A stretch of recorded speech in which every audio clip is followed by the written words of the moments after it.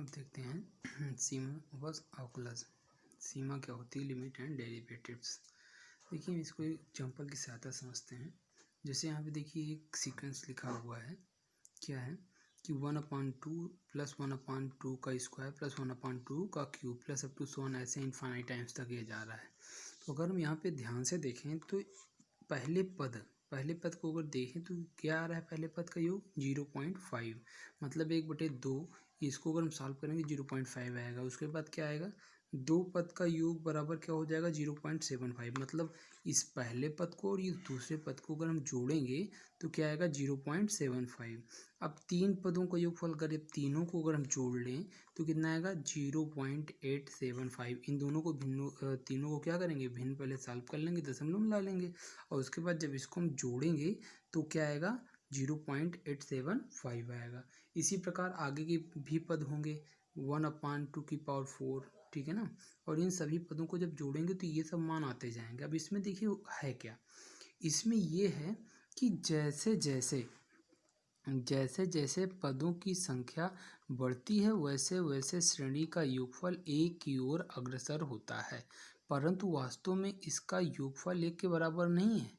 लेकिन जितना अधिक पद ले रहे हैं और उनको जोड़ रहे हैं उतना ही उसका मान एक की तरफ जा रहा है। कहने का मतलब ये है कि अगर पहला पद लिए तो 0.5 आया, फिर दो पदों को अगर लेकर जोड़ा तो कितना आएगा? 0.75। देखिए पहला जो आया था 0.5, अब उससे ज़्यादा ये आ रहा है जब दो पद को जोड़े। जब तीन पद को जोड़े तो दो पदों से जो ज़्यादा आ रहा था ये 8.75 आ रहा, बट जब चार पदों को जोड़ा गया तो कितना आया? 9.9375। ऐसे जब कंटिन्यू जोड़ते चले जा रहे हैं तो ये मान धीरे धीरे एक की ओर अग्रसर हो रहा है। अब देखिए, अब एक दूसरा एग्जांपल हम ले लें। जैसे यहाँ पे देखिए कि एक क्या कहते हैं वृत्त है और वृत्त में एक समबाहुभुज बना हुआ है, अब इसमें देखिए कि इस समबाहुभुज में चित्र में एक वृत्त के अंदर एक समबाहुभुज बना है। चित्र में बहुभुज का क्षेत्रफल वृत्त के क्षेत्रफल से अधिक नहीं हो सकता है। भाई देखिए ये आपका जो वृत्त है इसका क्षेत्रफल पूरा आएगा, लेकिन जो समबाहुभुज है उसके क्षेत्रफल तो इसी के अंदर वाला पार्ट आता है। एरिया क्या होता है? बंध हुई आकृति जो होती है उसके अंदर का क्षेत्र जो होता है वो वही क्षेत्रफल। लेकिन यहाँ पे वृत्त का जो क्षेत्रफल है वो क्या है? ज़्यादा है। क्यों? क्योंकि देखिए वृत्त में ये अंदर वाला समखडभुज का तो एरिया आएगा ही, लेकिन ये जो छूट रहा है ये देखिए सब तरफ ये थोड़ा थोड़ा छूट रहा है ना, ये भी तो वृत्त में आएगा, लेकिन ये जो एरिया छूट रहा है वो समखडभुज में नहीं आएगा। तो समखडभुज का जो क्षेत्रफल है वो कम हो जाएगा और ये हमेशा कम रहेगा। क्या रहेगा? हमेशा कम रहेगा। अब देखिए यहाँ पे क्या है, चित्र में बहुभुज का क्षेत्रफल वृत्त के क्षेत्रफल से अधिक नहीं हो सकता है, चाहे बहुभुज में भुजाओं की संख्या कितनी भी बढ़ा दें। अब यहाँ पे देखिए क्या है? खडभुज है, ठीक है ना, 6 भुजाएं हैं। अब इसमें मान लीजिए 7 भुजा हो जाए, 8 भुजा, 9, 10, 11, 12, 10, 20, 50, 100, कितनी भी अधिक से अधिक हम भुजाएं लेंगे फिर भी कुछ ना कुछ कॉर्नर पे छूटेगा, और वो जो एरिया छूटेगा वो वृत्त में तो रहेगा लेकिन उस जो बहुभुज है उसमें नहीं रहेगा। फिर भी बहुभुज का जो एरिया आएगा वो वृत्त से क्या होगा? छोटा ही होगा। लेकिन जैसे जैसे भुजाओं की संख्या हम बढ़ाते हैं तो बहुभुज का क्षेत्रफल वृत्त के क्षेत्रफल के निकट आने लगता है। अब देखिए यहाँ पे अगर इनकी भुजाओं को हम और बढ़ाएंगे तो ये जो एरिया है, यहाँ पे भी 6 भुजाएं थी, अब 8, 10, 15, 20 कर देंगे तो ये जो एरिया भी ज़्यादा छूटा है ये कम छूटेगा। तो मतलब ये जो क्या कहते हैं बहुभुज था, इस वाले बहुभुज से का क्षेत्रफल जो अधिक भुजा वाला है बहुभुज उसका क्षेत्रफल अधिक होगा इस वाले बहुभुज से, ठीक है ना। तो अगर यदि हम क्या करें, अगर हम भुजाओं की संख्या अपरिमित रूप से बढ़ाते जाएं, मतलब कंटिन्यू 10, 20, 50, 100, 200, 1000 कंटिन्यू भुजाओं की संख्या बढ़ाते जाएंगे, वैसे वैसे हमारे बहुभुज का भी क्षेत्रफल क्या होगा? बढ़ता चला जाएगा। और अगर हम इसको अनंत की ओर, भुजाओं की संख्या को अनंत की ओर ले जाएं तो उसका जो क्या कहते हैं मान आएगा या जो उसका क्षेत्रफल आएगा वो वृत्त के क्षेत्रफल के लगभग लगभग बराबर हो जाएगा।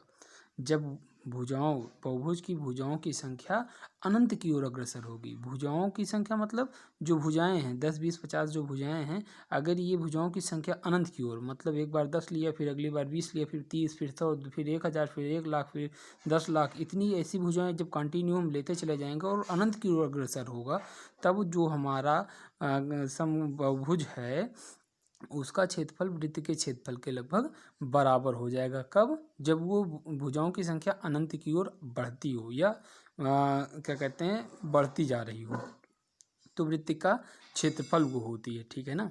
जब बहुभुज की भुजाओं की संख्या अनंत की ओर अग्रसर होती है तो बहुभुज का जो क्षेत्रफल होता है वो वृत्त के क्षेत्रफल के लगभग बराबर हो जाता है। अब यहाँ पे देखिए, इसको हम मैथमेटिकली कैसे कहेंगे, limit n tends to infinity बहुभुज का क्षेत्रफल बराबर वृत्त का क्षेत्रफल। यहाँ पे देखिए जो बहुभुज का क्षेत्रफल है वो क्या है, limit n tends to infinity, n क्या है, n बहुभुज की भुजाओं की संख्या है। ठीक है। अब देखिए n क्या है, बहुभुज की भुजाओं की संख्या हो गई।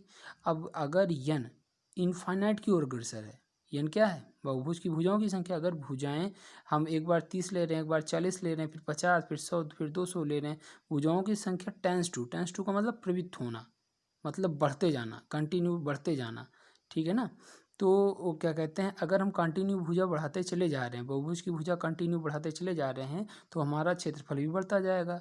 और वो जब भुजाओं की संख्या इनफाइनाइट की ओर अग्रसर होगी तो हमारा जो बहुभुज का क्षेत्रफल होगा वो वृत्त के क्षेत्रफल के लगभग बराबर हो जाएगा। ठीक है ना। अच्छा, ये जो साइन है, ये साइन का मतलब होता है टेंस टू का मतलब प्रवृत्त होना, बढ़ रहा है। ठीक है ना। यानी क्या है, भुजाओं की संख्या, और भुजाओं की संख्या बढ़ रही है किधर की ओर, इनफाइनाइट मतलब अनंत की ओर बढ़ रही है, भुजाओं की संख्या कंटिन्यू बढ़ रही है। ठीक है ना। अब देखते हैं एक और तरीके से। अब देखिए, जैसे एक फलन है f x is equal to क्या है, x square minus 1/(x-1)। X बराबर 1 पर ये क्या होगा, 0/0, मतलब क्या है, ये अपरिभाषित है। ठीक है ना। तो हम इसकी लिमिटिंग वैल्यू देखेंगे, एक्स बराबर 1 पर हम इसकी लिमिटिंग वैल्यू मतलब इसकी लिमिट क्या है। ठीक है ना। 1 पर तो ये तो क्या अपरिभाषित हो जा रहा है, लेकिन क्या उसके आसपास की जो वैल्यू है वो क्या है, और वही आसपास की जो वैल्यू होती है उसे क्या बोलते हैं, उसे बोलते हैं लिमिटिंग वैल्यू। ठीक है ना। अब देखिए यहाँ पे हमने क्या किया कि जो x बराबर 1 था हम इससे थोड़ा से पीछे आए, x बराबर हमने क्या रखा, 0.9। तो जो फलन है वो फलन का मान कितना आ रहा है, 1.9। अब देखिए इसे थोड़ा से और बढ़ाए, मतलब 0.9 से इसको थोड़ा से और बढ़ाए, 1 की ओर ले गए। अभी 0.9 था, अब देखिए x बराबर 0.99, ये वाली संख्या बड़ी है। ठीक है ना, क्योंकि यहाँ पे केवल 9 था और यहाँ पे 0.99 है, तो ये वाली संख्या बड़ी है। तो मतलब 1 की ओर थोड़ा सा और ले गए तो इसका मान क्या आ गया, 1.99। कहने का मतलब ये है, जैसे जैसे हम वैल्यू बढ़ा रहे हैं, x की वैल्यू एक की ओर जा रही है, वैसे वैसे इस फलन का मान भी किसकी ओर, देखिए 1.992 की ओर अग्रसर है। 1.9 मतलब 2 की ओर जा रहा है। ठीक है ना। जब हमने x बराबर 0.999 किया तो फलन का मान क्या है, 1.999। मतलब जैसे जैसे हम x की वैल्यू 1 की ओर लेफ्ट हैंड साइड से, मतलब 1 पे उसने कहा था तो एक से थोड़ा से कम आए, और उसके बाद धीरे धीरे वैल्यू बढ़ा रहे हैं, आगे बढ़ा रहे हैं, 1 की ओर जा रहे हैं, तो फलन का मान कहाँ जा रहा है, लगभग 2 की ओर जा रहा है। देखिए 1.99 ये लगभग 2 की ओर अग्रसर है, 2 आया नहीं लेकिन 2 की ओर अग्रसर है। ठीक है ना। अब देखिए जैसे जैसे x का मान 1 की तरफ बढ़ाया जा रहा है, वैसे वैसे फलन एक्स स्क्वायर माइनस 1/(x-1) का मान 2 की तरफ बढ़ रहा है। अब देखिए, अब दूसरी कंडीशन में अगर हम यहाँ पे x बराबर 1 पे कह रहा था, अगर हम 1 से थोड़ा से आगे जाएं, ठीक है ना, मान लीजिए ये फलन कुछ ऐसे रहा हो। ठीक है ना। और यहाँ पे मान लीजिए कि ये पॉइंट क्या है, x बराबर ये x है, ये आपका y है। अब यहाँ पे मान लो 1 है, तो यहाँ पे ये जो फंक्शन का बिहेवियर है वो अपरिभाषित है, लेकिन इस पॉइंट के आसपास की वैल्यू अगर हम बता पाएँ तो वो वैल्यू क्या होती है, लिमिटिंग वैल्यू होती है। तो यहाँ पे इस पॉइंट के पीछे मतलब लेफ्ट साइड में हमने क्या किया, 1 से थोड़ी छोटी वैल्यू ली, 0.9, इससे थोड़ी सी छोटी वैल्यू। अब इस छोटी सी वैल्यू को हम थोड़ा से बढ़ा रहे हैं, 1 की तरफ बढ़ा रहे हैं। ठीक है ना। इस तरफ की कोई भी वैल्यू आप ले लेंगे वो भी पूर्णांक नहीं होनी चाहिए, ठीक है ना। दशमलव में जैसे एक यहाँ पे दिया गया था, एक पर चेक कीजिए तो एक के पहले मतलब 0.9। अगर मान लो ये 2 पे कह रहा होता तो यहाँ पे क्या लिख सकते थे, वो 2 पे कहता तो यहाँ पे 1.9, ठीक है ना। 3 पे कहता तो 2.9, ठीक है ना। उसके बाद बढ़ाते कैसे, 2.9 लेते, फिर 2.99 लेते, ठीक है ना। तो उसी प्रकार अब देखिए, अब इस पॉइंट ये जो एक था इसके इस तरफ जा रहे हैं, इसके इस तरफ वाली वैल्यू हम खुद कोई ले लें। यहाँ पे हमने क्या लिया, यक्स बराबर 1.1, तो 1.1 का होल इसको जब हम फंक्शन पे रखेंगे, फंक्शन पे, तो इसकी वैल्यू क्या आ रही है 2.1। अब देखिए इससे थोड़ा घटा रहे हैं, यहाँ पे मान लीजिए इसके इस तरफ की कोई एक वैल्यू लिए और उसके बाद थोड़ा सा इस तरफ आ रहे हैं, ठीक है ना। मान लीजिए ये वैल्यू है, यहाँ पे इसको हमने क्या मान लिया 1.1, तो 1.1 से थोड़ा सा अब एक की तरफ बढ़ें, दाईं तरफ से एक की तरफ बढ़ेंगे और बाईं तरफ से यहाँ पे बाईं तरफ से भी एक की तरफ बढ़ेंगे। अगर हमने एक से कम लिया है तो यहाँ पे जो यक्स का मान है इसको बढ़ा बढ़ा के रखेंगे, ठीक है ना, एक की तरफ। और मान लीजिए एक से ज़्यादा लिए हैं तो एक इसको घटा घटा के रखेंगे। ये देखिए कि 1.1 पहले लिए तो 2.1 आया। अब इससे थोड़ी छोटी वैल्यू किधर की ओर जा रही है, वो एक की ओर अग्रसर है, तो 1.01 लिया तो क्या आएगा, इसका जो फंक्शन का मान आएगा वो 2.01 आएगा। अब 1.001 लिया तो कितना आ रहा है, 2.001 आ रहा है। तो इसका मतलब ये है कि जैसे जैसे हम फंक्शन ये यक्स का मान एक की ओर घटा रहे हैं, यहाँ पे 1.1 से घटा रहे हैं, धीरे धीरे एक की ओर ला रहे हैं, तो क्या हो रहा है, तो हमारा जो मान है वो भी 2 से घट के, यहाँ पे देखिए ये 2.1 था, 2.01 था, ये घट रहा है, ये धीरे पीछे जा रहा है, 2 की ओर जा रहा है। तो मतलब क्या हुआ, जैसे जैसे यक्स का मान घटाते घटाते एक के निकट जाता है तो फलन एक्स स्क्वायर -1 अपॉन एक्स -1 का मान 2 के समीप पहुँचता है। इस प्रकार यक्स चाहे एक से थोड़ा अधिक मान 1+h, मतलब एक से थोड़ा ज़्यादा लेकर फिर उसको घटाते घटाते एक के निकट पहुंचाते हैं, या एक से थोड़ा कम मान लें, मतलब 1-h, एक पे कह रहा था चेक करने के लिए, तो एक बार थोड़ा से कम लिए तो 1-h से बढ़ते बढ़ते वो एक के निकट अगर पहुँचे तो फलन का एक निश्चित मान, ठीक है ना, तो क्या होता है, ठीक है ना।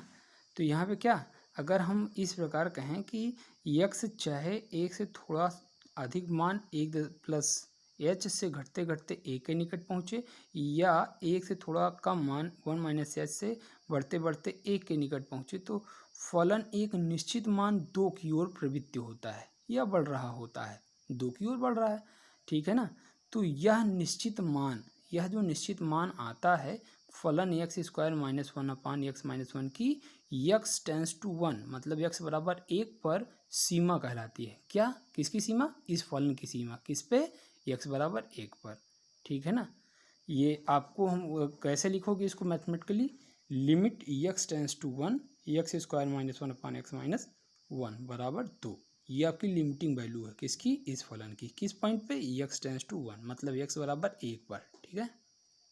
अब हमको इसको अगर सवाल की तरह लगाना हो तो कैसे लगाएंगे, मान लीजिए कि यहाँ पे हमारा फंक्शन क्या लिखा था, वही f x is equal to x square -1 upon x -1, x बराबर 1 पर राइट हैंड लिमिट और लेफ्ट हैंड लिमिट हमको निकालनी है।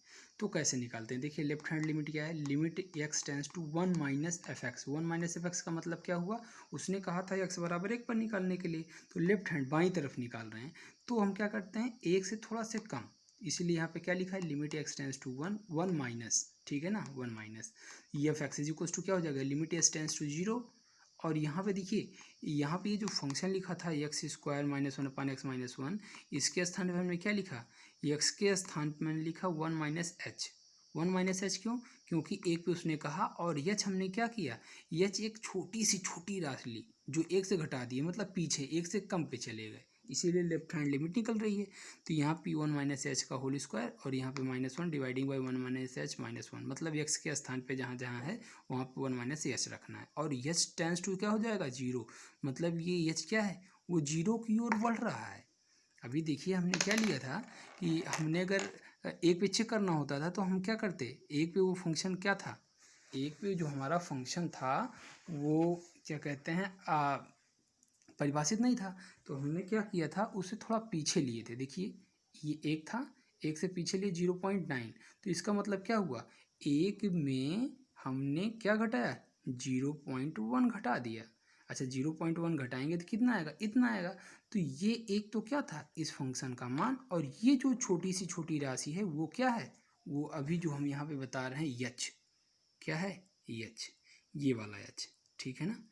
तो मतलब ये हुआ कि ये जो हम घटा रहे हैं ये हमारा एच है, तो इसे बोल सकते हैं 1 माइनस ई एच। ये लेफ्ट हैंड के लिए, मतलब इस पॉइंट पे जब यहाँ पे एक था तो इसके थोड़ा पीछे ये वाला पॉइंट यहाँ पे अगर आए हैं तब, तो इसका अब देखिए यहाँ पे हमने क्या किया, जो ये आया एच इसको हम घटा रहे हैं। अब यहाँ पे देखिए 0.1 लिए थे, घटाने के बाद ये आया था।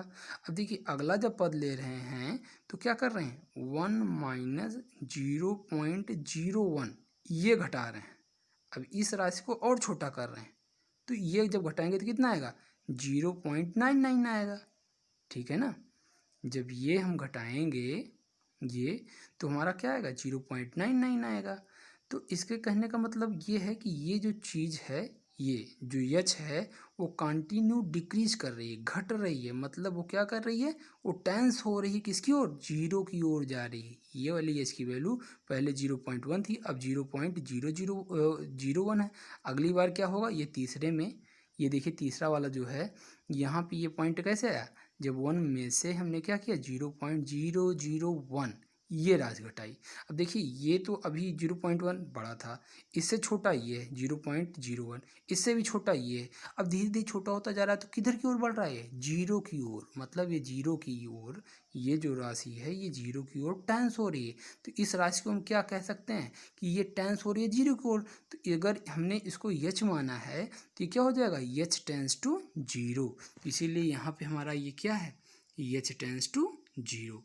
अब देखिए यहाँ पे क्या हो जाएगा, limit h tends to zero, जब इसको हम सॉल्व करेंगे क्या आएगा, 2 आएगा। अब इसी प्रकार राइट हैंड लिमिट हमको जब निकालना होगा, लिमिट क्या है, ई x tends to 1 positive pay, तो यहाँ पे क्या लिखेंगे, 1 प्लस एच, ठीक है ना। अब देखिए यहाँ पे भी एक्स बराबर 1 प्लस एच लिया गया, क्यों, क्योंकि हम राइट हैंड एक के दाईं तरफ जा रहे हैं। तो इसको जब सॉल्व करेंगे तो कितना आ जाएगा, सॉल्व करने के बाद हमारा क्या आ जाएगा, 2। अब यहाँ पे देखिए इसका भी 2 और इसका भी 2, लेफ्ट हैंड लिमिट और राइट हैंड लिमिट दोनों इक्वल है, इसलिए left hand limit is equal to right hand limit. दोनों इक्वल होने पर हम क्या कहते हैं, उस अतः फलन की सीमा का अस्तित्व है किस पे, x बराबर 1 पर। किसका, फलन x square minus 1/x minus 1 का।